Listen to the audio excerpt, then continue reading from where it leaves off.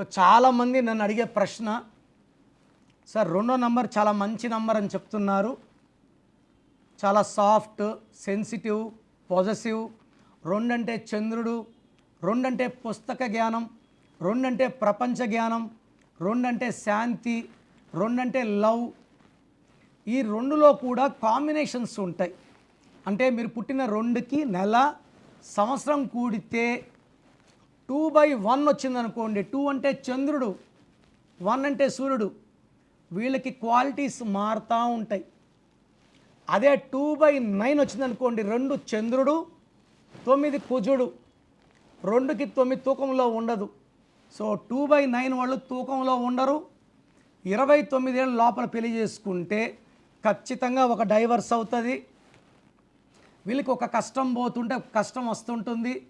Life is full of problems, hurdles, failures and 1 divorce. So నేను 1 గురించి చెప్పినా, 2 గురించి చెప్పినా మీరేం చేయాలి? మీరు పుట్టిన డేటు, మంత్, ఇయర్ వేసుకొని కూడాలి. ఫస్ట్లో వచ్చేదేమో బర్త్ నంబర్, 2 అన్నా, 11 అన్నా, 20 అన్నా, 20 అన్నా 2.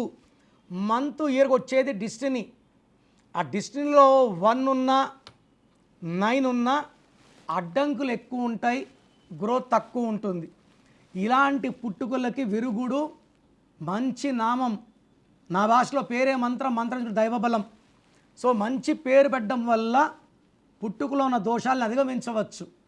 అందుకే అందరూ కూడా మీ పేర్లు చెక్ చేసుకొని రాంగ్ నంబర్స్ ఉంటే వెంటనే నా అపాయింట్మెంట్ బుక్ చేసుకుంటే చక్కటి రెమెడీ.